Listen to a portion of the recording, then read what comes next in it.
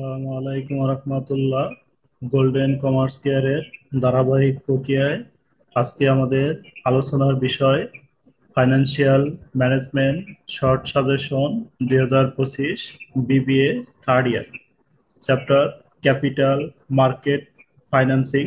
Capital market financing থেকে কোন ম্যাথগুলো আমরা বেশি বেশি করব, প্লাস কিছু ম্যাথের সমাধান এই ভিডিওতে দেখানো হবে। আশা করি যে ম্যাথগুলো দেখানো হবে এর আলোকে আপনারা অনেকগুলো ম্যাথ সলভ করতে পারবেন। আর এই পিডিএফ কপিটা সংগ্রহ করার জন্য আমাদের হোয়াটসঅ্যাপ নাম্বারে নক দিয়ে পিডিএফ কপিটি সংগ্রহ করে নিতে পারেন। ক্যাপিটাল মার্কেট ফাইন্যান্সিং থেকে আমরা আজকের ক্লাসে ম্যাথগুলো দাগিয়ে দিব, পাশাপাশি কিছু ম্যাথ সলভ করে দেখাবো। ক্যাপিটাল মার্কেট ফাইন্যান্সিং এর জন্য আমাদের কিছু ফর্মুলা রয়েছিল। তাহলে এই ফর্মুলাগুলো আমাদের current market price per share, current market price per share, number of old share, এগুলো আপনারা একটু করে নিন। এগুলো স্ক্রিনশট দিয়ে একটু করে নিলে হবে। তাহলে আমরা আজকের ক্লাসের সাজেশনের ম্যাথগুলো দাগিয়ে দিব। আমাদের যে ম্যাথগুলো করতে হবে, আমাদের সাজেশনের 1 নাম্বার ম্যাথটি, এই ম্যাথটি সবাই ভালোভাবে করবেন। এই ম্যাথটি আমাদের সাজেশনের 1 নাম্বার ম্যাথটি সবাই এখানে ম্যাথটির উপরে 3 স্টার দিয়ে রাখবে।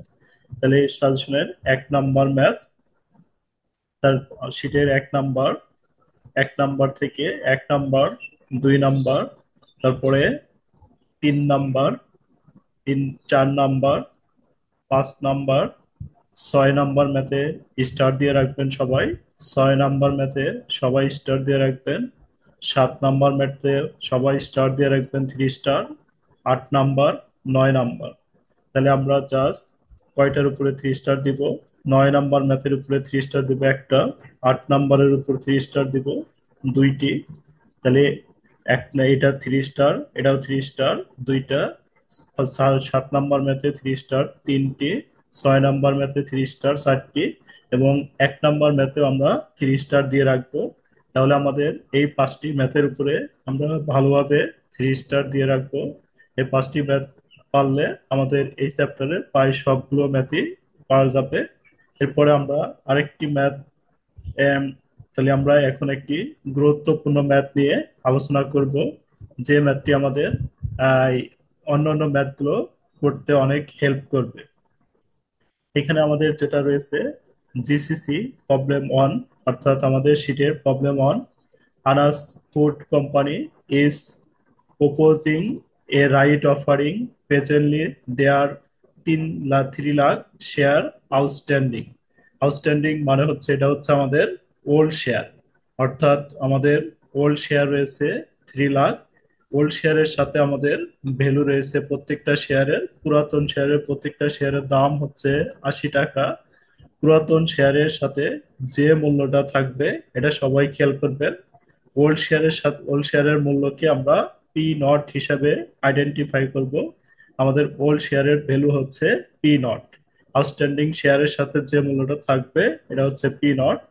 দেয়ার will be 60,000 new share offer at টাকা হচ্ছে 60 ইস। তাহলে আমাদের 60,000 নিউ শেয়ার দেওয়া রয়েছে। প্রত্যেকটা নিউ শেয়ারের ভ্যালু হচ্ছে আমাদের 60 টাকা। নিউ শেয়ারের সাথে যে ভ্যালুটা থাকবে এটার নাম হচ্ছে আমাদের এসপি। আমাদের 1 নাম্বার যে রিকোয়ারমেন্টটা বলছে, 1 নাম্বার রিকোয়ারমেন্টটা আমাদের বলা আছে what is the new market value of the company. New market value of the company মানে এই কোম্পানির টোটাল মূলধন কত। এখানে আমাদের মার্কেট ভ্যালু বলতে দুইটি ভ্যালু রয়েছে, একটি হচ্ছে নিউ ভ্যালু আর একটা হচ্ছে ওল্ড ভ্যালু। তাহলে আমরা দুইটি ভ্যালু যদি একত্রে করি তাহলে total value of the firm বা new market value of the company বের হবে। এর জন্য আমরা একটু সবাই ডিটেলস লিখবো। রিকোয়ারমেন্ট 1 এভাবে লিখবো, determination of new market value of the company. Value of the company এর সংক্ষিপ্ত নাম হচ্ছে ভি। তারপরে লিখবো we know that V equal to, সূত্রটা আমরা অবশ্যই ভালোভাবে খেয়াল করব, পি নট গুণন হচ্ছে আমাদের ওল্ড শেয়ার।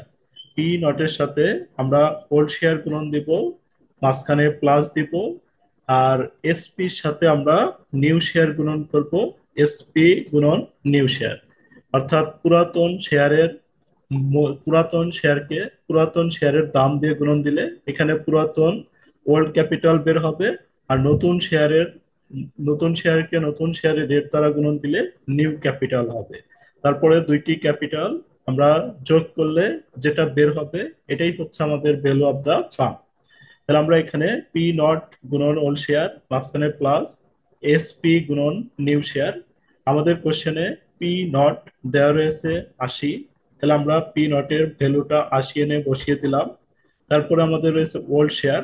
ওল্ড শেয়ার হচ্ছে আউটস্ট্যান্ডিং শেয়ারটা হচ্ছে ওল্ড শেয়ার 3 লাখ, এই 3 লাখ আমরা সরাসরি বসিয়ে দিব। এরপরে হচ্ছে আমাদের এসপি। এসপি হচ্ছে আমাদের নিউ শেয়ারের ভ্যালু হচ্ছে এসপি 60 টাকা, তাহলে 60 টাকা এসপি বসিয়ে দিব। তারপরে নিউ শেয়ার হচ্ছে আমাদের 60,000, তাহলে নিউ শেয়ার 60,000 বসিয়ে দিব। তাহলে আমরা 80 গুণন 3 লাখ গুণন দিলে আমাদের আসবে 2,40,00,000। 60 গুণন 60,000 আমাদের আসবে হচ্ছে 36 লক্ষ টাকা। এবার আমরা দুইটি যোগ করব, যোগ করলে আমাদের আসবে 2,76,00,000 টাকা। তাহলে এই 2,76,00,000 টাকাই হচ্ছে আমাদের এই অঙ্কের ফলাফল। অর্থাৎ total value of the firm হচ্ছে আমাদের নতুন এবং পুরাতন মিলে 2,36,76,00,000। আশা করি এই সূত্রটা বুঝতে পেরেছেন। এরপরে আমাদের যেটা রয়েছে 2 নম্বর সূত্রটা, how many right are associate one of the new share. How many right, how many right বলতে আমাদের এখানে বের করতে হবে number of right. How many right মানে আমাদের বের করতে হবে নাম্বার অফ রাইট। তাহলে নাম্বার অফ রাইট এর জন্য আমরা এভাবে লিখবো, determination of number of right, number of right n, we know that n equal to old share divided new share। এখানে আমরা বসিয়েছিলাম ওল্ড শেয়ারের ভ্যালু হচ্ছে, ওল্ড শেয়ার হচ্ছে আমাদের 3 লাখ, তাহলে ওল্ড শেয়ার আমরা উপরে বসিয়ে দিব 3 লাখ। এখানে আমরা আগের অঙ্কে বসিয়েছিলাম নিউ শেয়ার 60,000, তাহলে নিউ শেয়ার আমরা এখানে 60,000 বসিয়ে দিব।